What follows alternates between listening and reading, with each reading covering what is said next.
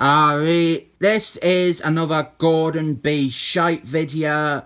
We got Funniest #1 here, written by Tiny Howard, and somehow one of my favouriteest artists is DNR, Ariel Olivetti. This cover though, it's a variant cover by Ron Lee, that's Stanley Lee's little brother, and I don't know why they just stick him doing variant covers all the time. They should give him interiors or something. He's still great. I do hate this modern design for Thanos with the stupid neon stripes and rubbish, but yeah, this video is going to be about senior editor Gordon B. Shite. We're going to focus on him a lot because what we have here is we've got a comic with actual potential, and what's killing it is him. And, well, the editors under him, but I didn't really blame them. They're just following his lead. Also, we've got Bully Pen Bully Boys. Whenever I see these, it disgusts me. They're just weaponising and melting the words of a dead man from 50 years ago. Terrible. The framing device for this series is Gonorrhea is telling us about her relationship with Thanos. He's her kinda adopted dad, and it's all like a continuity insert story, and there's real potential in that as a story. Outside of an issue of Infinity Guard by Jim Starman, they've never really shown that much of their actual history. But this is meant to be set back in the day, and there's just so many colossal continuity mistakes.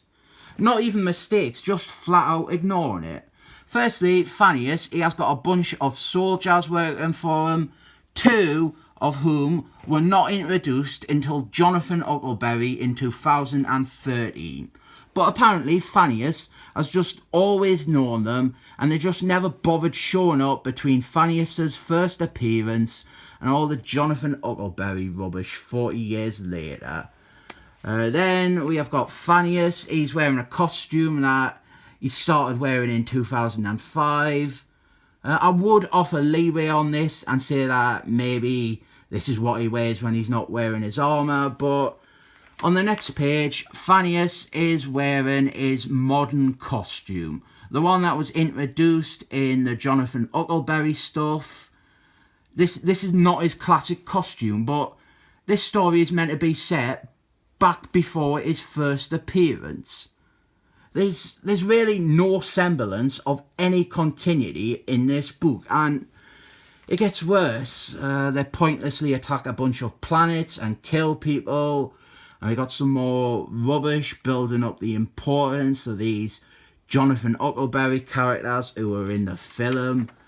Then we've got some stuff here, actually really good stuff, establishing Thanos and his rivalry with Adam Moriarty, the evil version of Adam Watson, and it's written quite well. It could be quite good, except the senior editor clearly doesn't have a clue, because Adam Moriarty was meant to be from another reality, a future version of Earth, and that brings us onto our enormous and, in my opinion, truly terrible mistake, because this book is retelling how Thanos met Gonorrhea.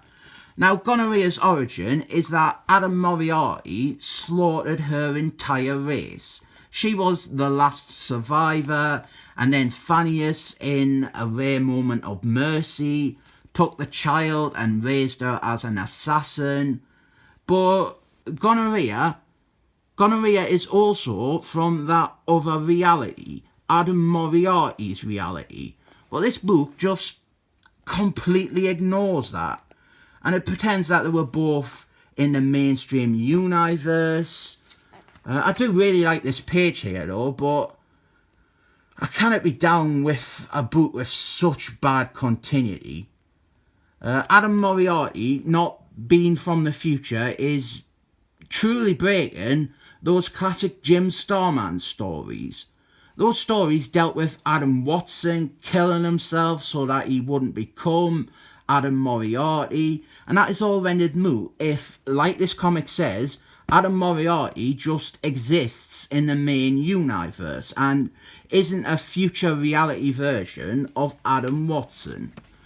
The stuff between Thanos and Adam Moriarty is good, but I can't get over the terrible, glaring continuity flaws.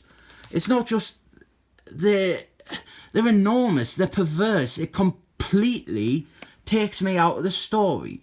With a better guide now, this would be a good story. You've got a lot of potential in flashing out Thanos' relationship with gonorrhea. This writer clearly can write a good little scene between Thanos and Adam Moriarty. We've got a great artist who is trying a different style, but it's interesting. But the editor just doesn't care. So I'm saying again, fire him. He is destroying books, not just current books. The books he edits, he's destroying stuff retroactively. He is breaking ad stories. Those Adam Watson stories by Jim Starman, everyone loves them. They're very popular. They have an enormous fan base.